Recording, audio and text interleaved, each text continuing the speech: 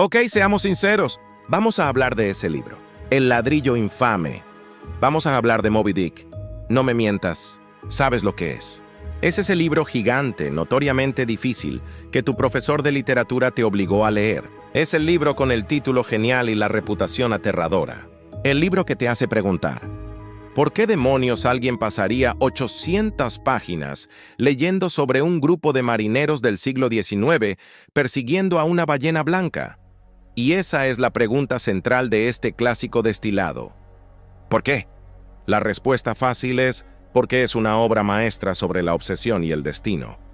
Sí, claro, eso lo dice todo el mundo, pero seamos prácticos. La razón por la que Moby Dick sigue siendo relevante hoy no es solo por la prosa épica de Melville, es porque es una cápsula del tiempo de la pura, gloriosa e increíblemente extraña obsesión humana. Piensen en el compromiso. Este libro es tan detallado, tan meticuloso en su investigación, que si lo leyeras completo, tendrías un conocimiento enciclopédico sobre la industria ballenera del siglo XIX. Sabrías clasificar cada especie de ballena, entenderías la diferencia entre el aceite de cachalote y el de ballena franca, e incluso sabrías exactamente cómo se afila un arpón y dónde tienes que clavarlo para que el animal sufra lo menos posible. Melville te enseña todo eso. Y, francamente, te lo enseña sin tu permiso. Es la única novela que te da las credenciales para un trabajo que se extinguió hace 150 años. ¿Alguien más quiere leer un ensayo de 50 páginas sobre la taxonomía de los cetáceos en medio de una persecución de alta mar? No. Pero Melville te obliga, así que el anzuelo de hoy es doble. 1. ¿Cómo te enfrentas a una obra tan vasta, densa y a veces aburrida? Y 2. ¿Qué hay realmente al final de esa obsesiva persecución? ¿Es solo una ballena? ¿O es algo mucho más grande, más blanco y más enojado? Para responder eso tenemos que embarcarnos en el Pequod y conocer a su capitán, el tipo que estaba tan roto por la vida que decidió que su propósito era una venganza personal y costosa. Entonces, hablemos del verdadero protagonista trágico-cómico de esta historia. El capitán Ahab, nuestro narrador. Ismael se une a la tripulación del ballenero Pequod, buscando aventura y francamente un trabajo. Pero el capitán no se muestra. De hecho, no lo vemos durante un buen rato. Y la tripulación ya está un poco nerviosa, susurrando sobre la famosa reputación de Ahab. Finalmente, aparece. Y Ahab no decepciona en cuanto a drama, aparece como un coloso sombrío. Un hombre viejo, con una barba patriarcal, como Zeus, pero con más resentimiento, y el detalle más crucial, una pierna protésica hecha de hueso de ballena. El hueso de ballena era en el siglo XIX el marfil del petróleo, el bien más preciado de la industria, pero Ahab lo usa como una extremidad horrible y chirriante. Es la primera señal de que está obsesionado. Y aquí viene la premisa bizarra. Ahab reúne a su tripulación, y en lugar de dar un discurso sobre ganar dinero o llenar los barriles, les da un discurso que es básicamente una declaración de guerra cósmica. No se trata de la caza de ballenas, se trata de una ballena. Moby Dick on Ahab les clava una moneda de oro a la madera del mástil y dice: el hombre que aviste a la ballena blanca, Moby Dick tendrá este doblón. La tripulación, en su mayoría, se entusiasma con la aventura y el oro, pero Ahab no busca entusiasmo, busca venganza. Moby Dick fue la ballena que, en un encuentro anterior, le arrancó la pierna. Ahora, analicemos esto bajo el lente de un plan de negocios. La caza de ballenas es un negocio arriesgado pero rentable, basado en llenar el barco con aceite de ballena para venderlo. El plan de Ahab es navegar por el mundo, gastar todos los recursos, arriesgar a toda la tripulación y todo. ¿Por qué? ¿Por un barril extra de aceite de ballena? No, por pura costosa venganza personal. Su plan es terrible. Es un suicidio financiero y náutico. Ahab ha tomado una operación comercial y la ha convertido en una búsqueda de venganza con financiación de riesgo. Ha desviado los objetivos corporativos del Pequod de ganar dinero a matar a un animal específico. Y la tripulación en gran parte se une, porque Ahab tiene ese carisma oscuro y ese dolor evidente que fascina y corrompe. Así que la premisa bizarra es esta. Toda la novela es un viaje de negocios fallido, financiado por la obsesión y dirigido por un capitán que ha perdido la pierna. Y la trama. Y ahora, vamos a descubrir por qué la trama se detiene por completo a mitad del libro. Muy bien, la premisa es genial. Capitán Ahab, un loco, persiguiendo a una ballena blanca por venganza. Hay tensión, hay drama, hay un barco. ¿Dónde está el problema del lector? El problema es que, justo cuando la tensión se está cocinando, justo cuando esperas el primer gran enfrentamiento en el acto 2, Melville detiene la trama por completo y nos da una lección de cetología, en serio. El libro se transforma en un manual de la industria ballenera. Si has leído Moby Dick, sabes de lo que estoy hablando. De repente, estás leyendo un ensayo sobre cómo clasificar las ballenas, sobre el olor peculiar de la grasa, sobre la diferencia entre la cabeza del cachalote y la de otros cetáceos. Hay un capítulo entero, el famoso capítulo 55, dedicado a la taxonomía de las ballenas en la pintura y el arte. Melville escribe sobre ballenas, y escribe sobre ballenas, y luego escribe más sobre ballenas. El lector moderno, acostumbrado al ritmo rápido de Netflix, mira la página y piensa, un momento, ¿dónde está el loco con la pierna de hueso? ¡Quiero el drama! ¿Por qué estoy leyendo esto? Esto es aburrido. Y este es el gran obstáculo de Moby Dick. Es el problema del lector. Melville te obliga a participar en su propia obsesión. No se contenta con que sepas que están persiguiendo a una ballena blanca. Quiere que sepas exactamente cómo se procesa esa ballena. Quiere que entiendas la mística, el horror, la ciencia y la economía detrás de esta criatura. Pero como en todo lo que hace Melville, hay un truco, un nivel meta.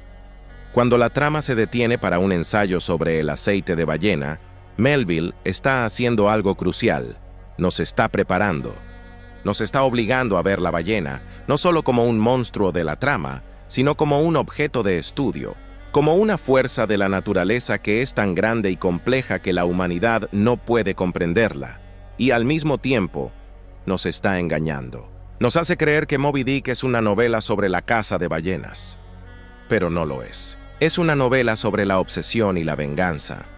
Y al darnos toda esta información detallada y aburrida sobre el mundo real de la ballena, Melville hace que el momento en que Ahab decide que todo ese conocimiento y toda esa industria no valen nada comparado con su venganza, sea mucho más impactante. Así que no te saltes la hora de las ballenas. Te están enseñando el arma que el capitán Ahab está a punto de usar contra el cosmos. Muy bien, ya establecimos la premisa bizarra. Ahab, el vengador corporativo, y ya superamos el problema del lector, la hora de la cetología. Ahora llegamos al núcleo filosófico de la novela, el error fatal. El lector perezoso comete este error, piensa que Moby Dick es la ballena, que ella es el villano principal. Pero esa es la mentira que Ahab se cuenta a sí mismo. Y el principal argumento de Melville por Moby Dick es una ballena. Una ballena muy grande, muy blanca, muy astuta y muy poderosa.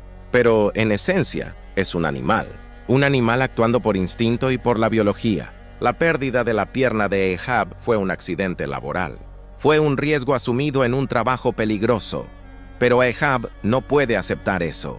No puede aceptar el vacío, el caos o la indiferencia del universo. Si fue un accidente, entonces su sufrimiento no tiene sentido. Y el alma de Ahab necesita que su sufrimiento tenga un sentido épico y cósmico. Así que, él comete el error fatal. Personifica la ballena. Ahab proyecta toda su rabia existencial, toda su frustración con el destino, toda su ira contra Dios, contra la naturaleza, contra la injusticia del mundo sobre ese pobre cachalote. Para Ahab, Moby Dick no es solo carne y aceite. Es la encarnación del mal. Es un agente consciente, un representante de todo lo que Ahab odia. Cuando Ahab dice, aplastaría al sol si me insultara, no está bromeando. Él quiere vengarse de la fuerza que le quitó la pierna, no del instrumento que la naturaleza usó.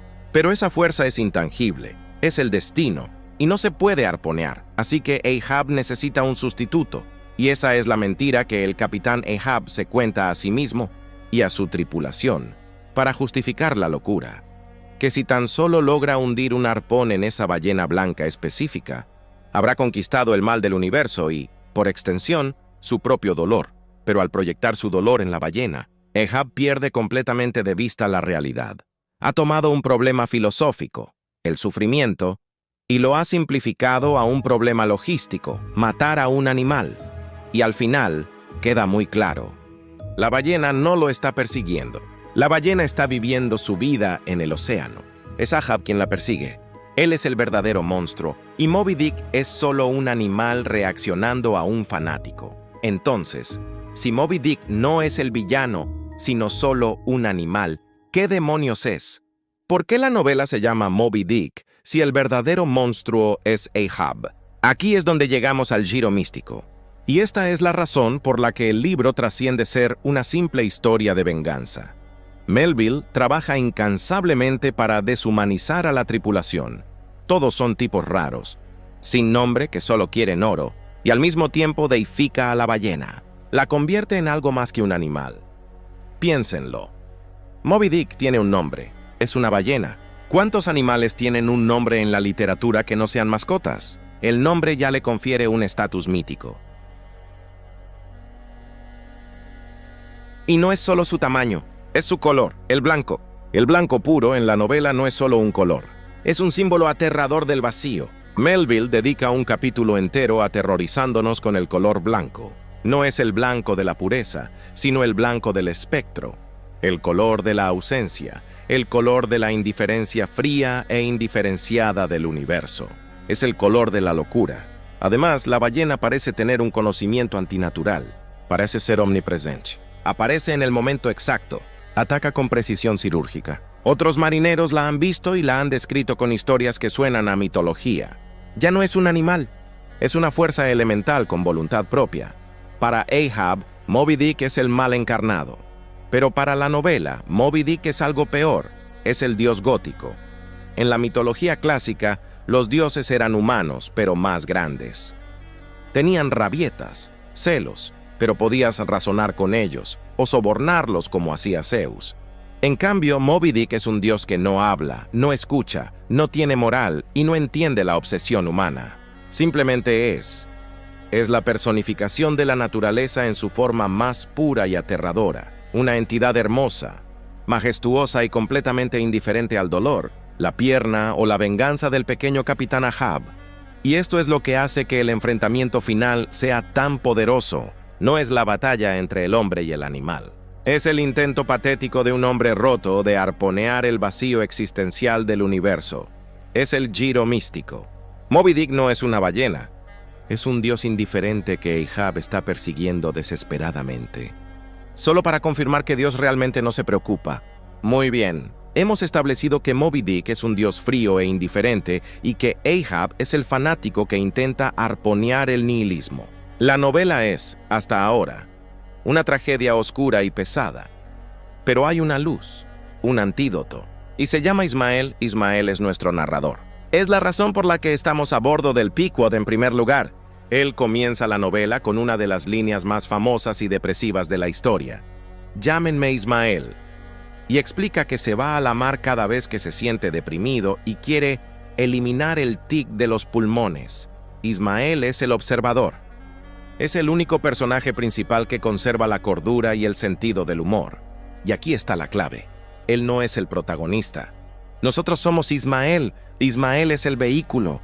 Él representa al lector moderno, al tipo que está en el barco, atrapado en la obsesión de su jefe loco, pero que aún intenta ser una buena persona. Aún intenta entablar amistades y aún intenta encontrar algo de belleza en el mundo. Y la verdadera solución, el verdadero antídoto de la novela, es la tripulación. Melville no se detiene en Ahab. Dedica capítulos enteros a los personajes más extraños y maravillosos de la tripulación. Queequeg, el arponero caníbal y noble que se convierte en el mejor amigo de Ismael. Stubb, el segundo al mando que se toma todo con una calma filosófica y alegre. Y Starbuck, el primer oficial, el único hombre cuerdo que intenta detener la locura de Ahab. ¿Por qué son tan importantes? Porque mientras Ahab persigue la venganza, la tripulación persigue la conexión humana.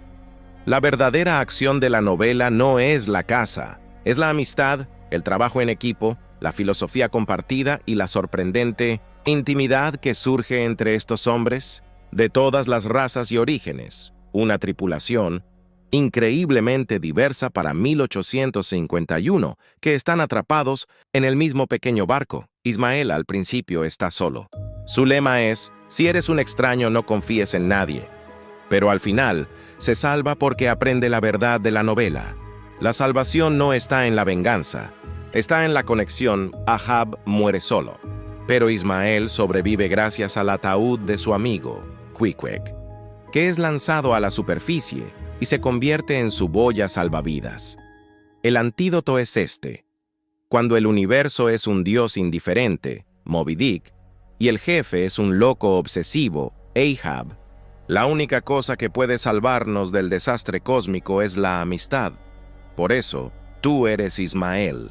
Estás atrapado en un barco financiado por la obsesión, pero solo la conexión humana te sacará vivo de esta. Entonces, ¿cuál es el veredicto final? Hemos desmantelado este infame ladrillo. Hemos sobrevivido a la cetología y al trauma del capitán Ahab. Y hemos descubierto que la ballena no es el villano, es un dios indiferente. La conclusión de este clásico destilado es simple. Leer Moby Dick no es sobre ballenas. Es sobre nuestra obsesión con la venganza. La ballena blanca es solo un dispositivo. Es el MacGuffin de 40 toneladas que da inicio a la trama. El verdadero horror que Melville nos revela no está en las profundidades del océano, sino en la profundidad del alma humana. Moby Dick, la novela, es la advertencia más larga y costosa de la historia sobre lo que sucede cuando permitimos que una injusticia pasada, un trauma, o simplemente el vacío existencial, se convierta en nuestro único propósito de vida. Ahab estaba persiguiendo la venganza, pero en la mitología la venganza siempre tiene un costo final. Y en el final de la novela, cuando Ahab finalmente arponea a la ballena, no hay grito de triunfo, solo hay silencio. Y la ballena no muere. El Pequod muere. El barco entero, la tripulación, el capitán, todo es arrastrado al abismo, destruido por la propia estela de la ballena. Es el destino que Ahab buscó desesperadamente. Quería que su vida significara algo, aunque ese algo fuera la destrucción. Y solo hay un sobreviviente, Ismael, el único hombre a bordo que aprendió a amar la conexión humana, Queequeg, y a aceptar la indiferencia del océano. El veredicto final es este.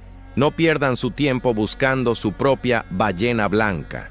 No permitan que un dolor del pasado se convierta en la única razón por la que se levantan por la mañana. Porque si persigues la venganza, al final, la única vida que hundirás será la tuya. Y ese fue otro clásico, oficialmente, destilado. Si te atreviste a llegar hasta el final y quieres ver más obras maestras despojadas de su miedo académico, ya sabes qué hacer. Dale al botón de me gusta, porque ayuda a convencer a los leviatanes del algoritmo de que este contenido vale la pena. Y suscríbete para más clásicos destilados. Hasta la próxima. Y por favor, viajen con amigos.